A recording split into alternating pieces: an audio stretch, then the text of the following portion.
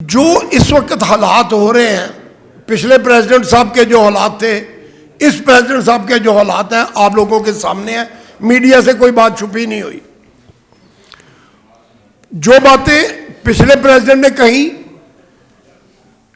और जो बातें हम कह रहे हैं, उसकी तायीद डीजीटीओ ने कर दी।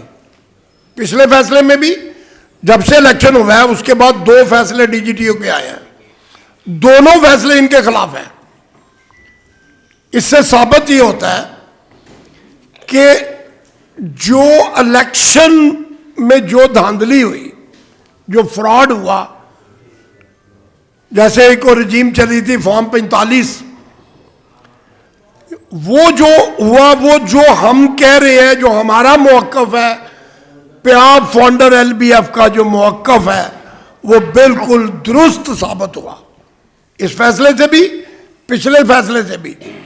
उसके बाद अभी एक सेक्रेटरी कॉमर्स साहब के पास भी एक केस मौजूद है, एक केस हाई कोर्ट में मौजूद है।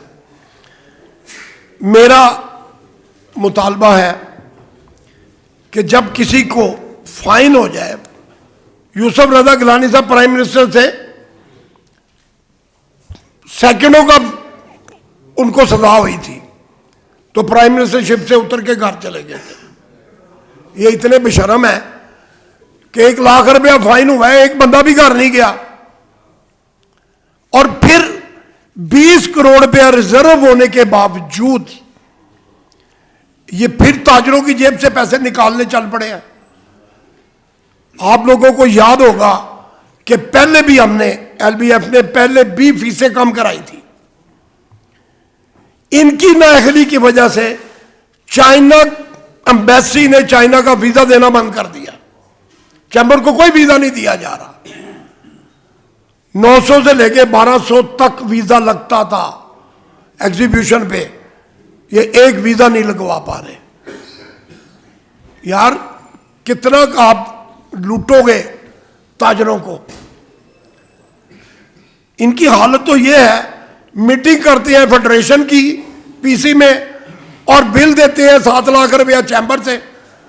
ओ भाई, आप इतने गरीब तो नहीं हो, आप बिल जो है वो अपनी जेब से देना फेडरेशन का। फेडरेशन का क्या तल्लुक है इसके साथ? जिसको दिल करता है गाड़ी दे रहे हैं, जिसको दिल को, यार करोड़ रुपया चाय का खर्चा है, सिर्फ चाय का खर्चा 1 साल का 1 करोड़ रुपया है। बात यह है कि हम लड़ाई लड़ रहे हैं। पहले मैं अकेला था, अब प्याब फाउंडर एलबीएफ अलायंस है। बड़ी बातें सुनते थे कि जी अलायंस टूट गया, वो नहीं चलेंगे, वो नहीं चलेंगे। आप ये देखें, पूरी अलायंस बैठा है यहां पे, अलायंस मौजूद है। अलायंस ताजरों के हकूक के लिए खड़ा है, खड़ा रहेगा। हम कोई ऐसा काम इनको नहीं करने देंगे जिसमें ये ताजरों का हक खा जाए। इंशाअल्लाह ताला आप मीडिया की वसातत से आपके साथ मिलकर इनका मुहासबा करेंगे और इनको हम अपनी मनमानी नहीं करने देंगे। हो गई जितनी मनमानी इन्होंने करनी थी। इलेक्शन में जो धांधली करनी थी कर ली, ईवीएम में जो धांधली करनी थी कर ली। आइंदा नहीं, आइंदा इंशाअल्लाह ताला। आज हम इसलिए इकट्ठे हुए, 2 बातें हैं। एक, सबको पता चल जाए कि हम हर ताजर के, वो बड़ा हो या छोटा हो, वो इंडस्ट्रियलिस्ट हो या ट्रेडर हो या एक दुकानदार हो, एलबीएफ, प्याब फाउंडर एलबीएफ अलायंस उसके पीछे खड़ा है, उसके हकूक की हिफाजत के लिए खड़ा है।